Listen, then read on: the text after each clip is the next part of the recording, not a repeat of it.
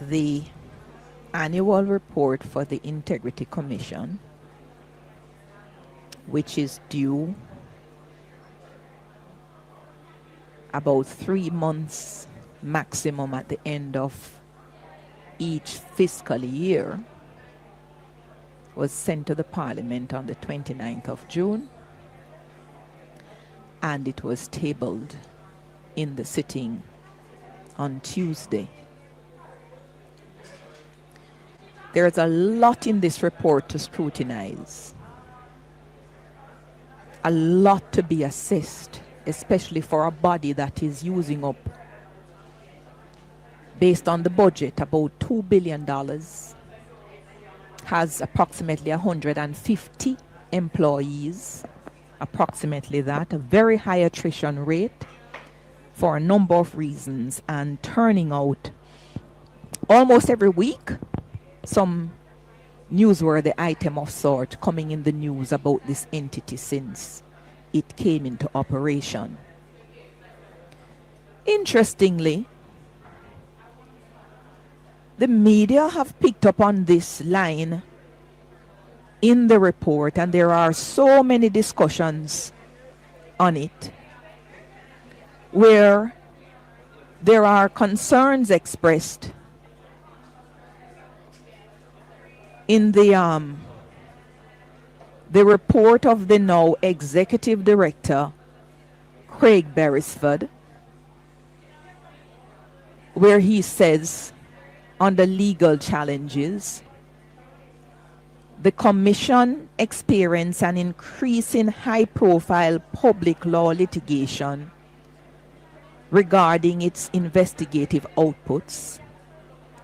This trend was characterized by the increasing use of interim injunctions by external parties, which serve to delay or halt active investigations and defer the publication of statutory outputs.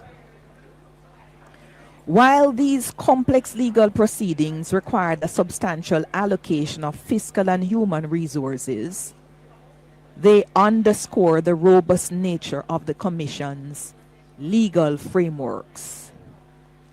The organization will continue to defend its statutory mandate against adversarial challenges, rather than diminishing systemic impact. Navigating these sophisticated legal developments has further fortified the Commission's procedural execution and risk mitigation strategies. So there is that line, and there is another line from the current head of the Commission concerning the legal challenges, while recognizing the constitutionality or the constitutional right of individuals to pursue challenges. And I'm trying to find the exact line now. Sometimes when I come on these broadcasts and getting things sorted with a hum in the background, I don't get to align the things the way I'd like to. But there's a line in the chairman's introduction. During the reporting period, the Commission observed an increase in legal actions brought against the organization and particular members of its leadership team. The Commission respects the constitutional right of every individual to approach the courts and is committed to honoring all judicial processes and determinations. Nevertheless, it is important to recognize the implications of this emerging trend. There is a legitimate concern that the increasing resort to litigation against Commission and its officers in the execution of their lawful duties may, whether intentionally or otherwise, impede the timely discharge of the Commission's responsibilities.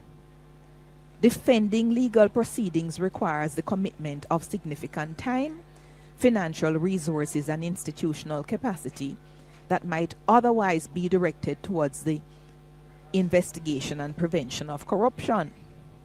The courts play a vital role safeguarding the rule of law and ensuring that public bodies operate within their legal authority. However, it is equally important that the lawful execution of the Commission's mandate is not frustrated, delayed, or undermined by actions designed solely to discourage robust investigation or to inhibit the Commission from carrying out the responsibilities entrusted to it. And it goes on. I must tell you that when I read this particular line, especially the one where it says it is equally important that the lawful execution of the Commission's mandate is not frustrated, delayed, or undermined by actions designed solely to discourage robust investigations or to inhibit the Commission from carrying out the responsibilities entrusted to it.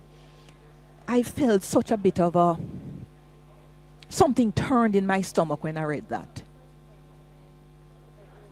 because I think it a very unfortunate statement to have been made.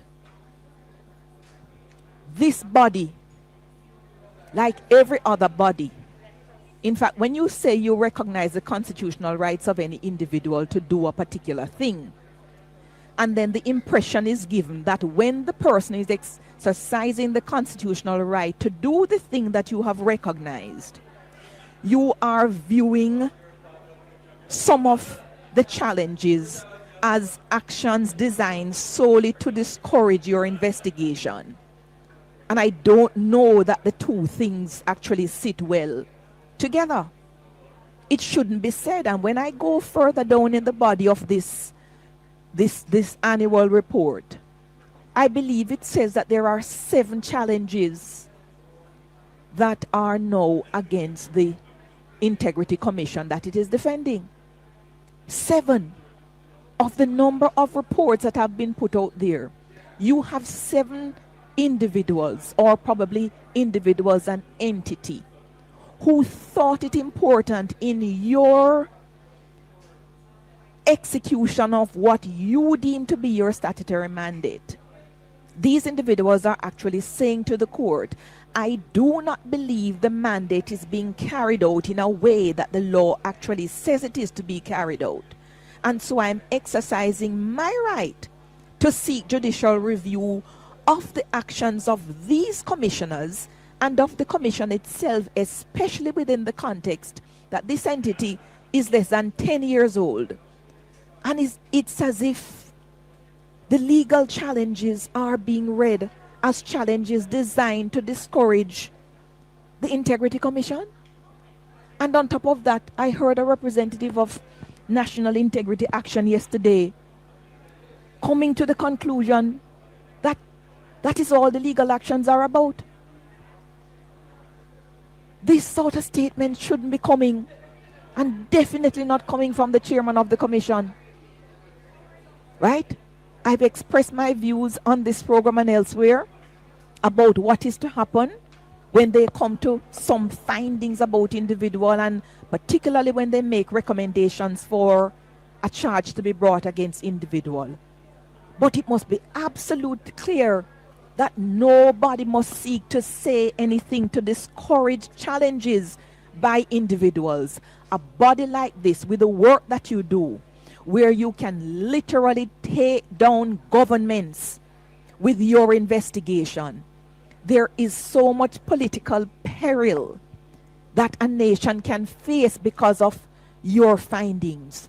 You must be very slow to criticize the actions of people whose political futures rest on them having a particular indication from the court in a challenge.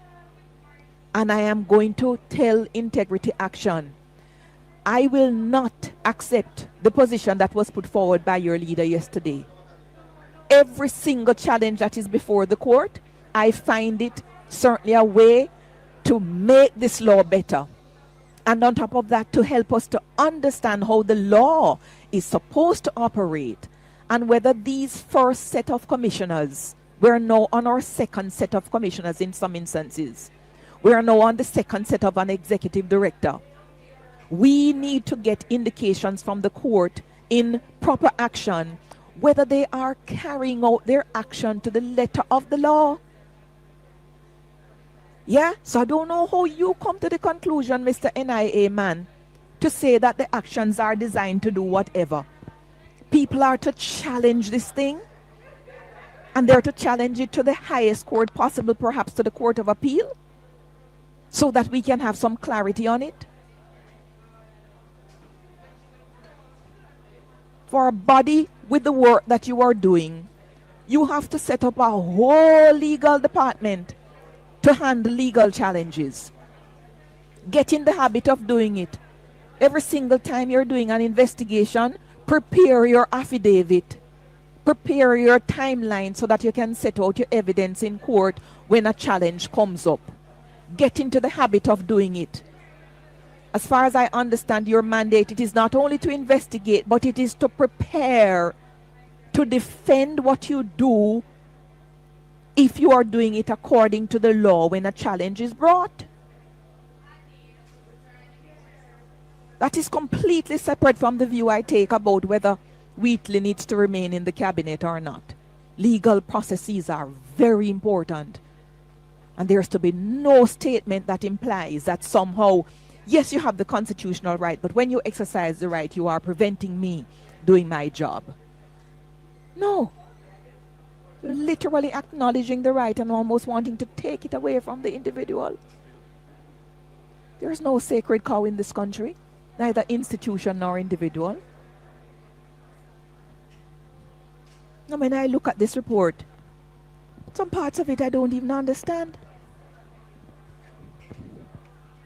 It's about 26,000 declarations they've had over the 8-year period, it seems. And they tell us, I mean, even though they changed the director of investigation and complaint because of Mr. Beresford moved from that position, is now the executive director, and a new person came in about October last year. But when I look at this that they have presented to us, it seems to me that of the 26,896 declarations that they've had, and I'm trying to figure out over what period because of how the thing has been set out, they have only examined 8,529. So that is working out to just 32% that they've examined. And they've only certified 1,731.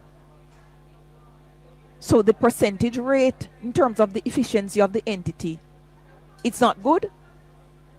When you look at the rate of the declarations going in from the parliamentarians, it is almost near 100% in terms of those who have submitted declaration. When you look at the declarations that has been submitted from the judicial officers, it is the least in terms of percentage. I believe they're now at 81%. And the next group to them is 84% other public officials. Right? But on top of that, it seems to me, they say that they're working out for a number of years now. And in a way, I understand it because one has to be careful about the use of electronic platforms in the age when there are professional hackers around. And within the context of Data Protection Act, one has to be very careful.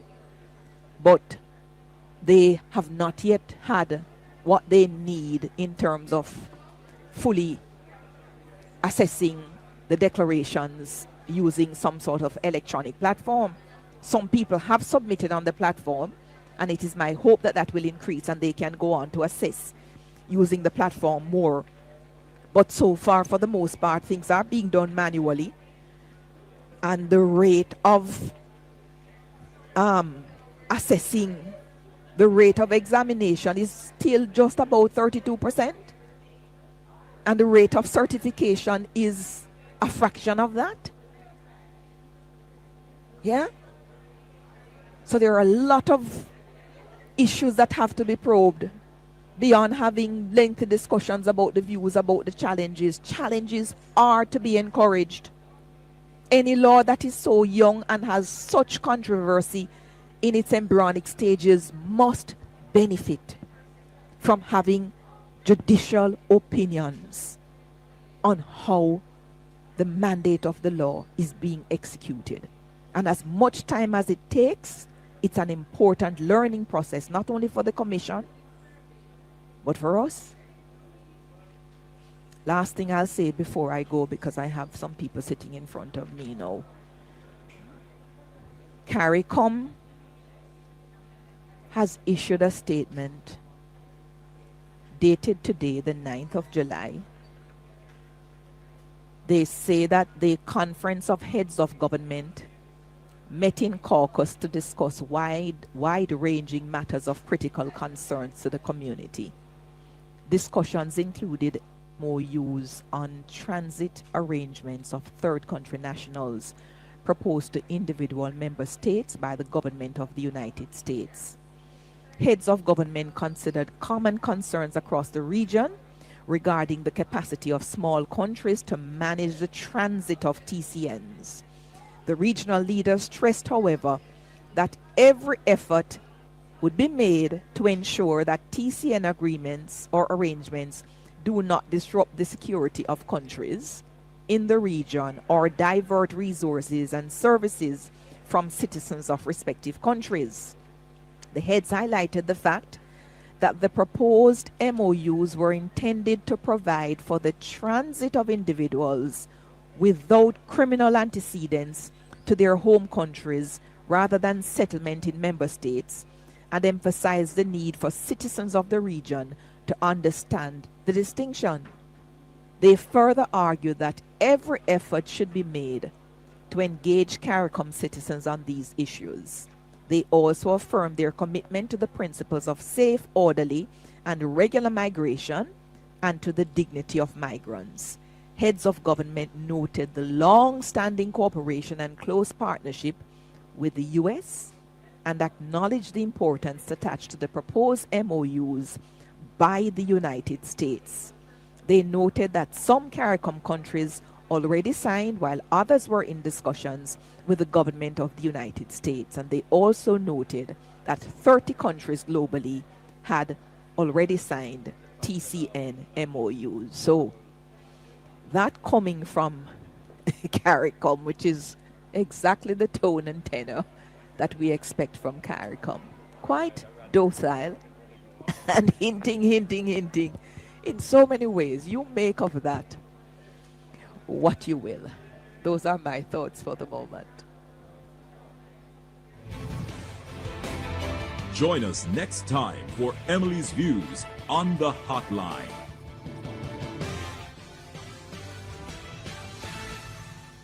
The following growing tip is brought to you by Evergrow Garden Center. When you want it to grow, call the pro. Improve seed germination and rooting of plant cuttings with the use of humidity domes, grow lights, and heat mats. This is a powerful combination that can significantly improve your success rate in seedling production, great for indoor and greenhouse seedling production. The preceding growing tip was brought to you by Evergrow Garden Center. When you want it to grow, call the pro.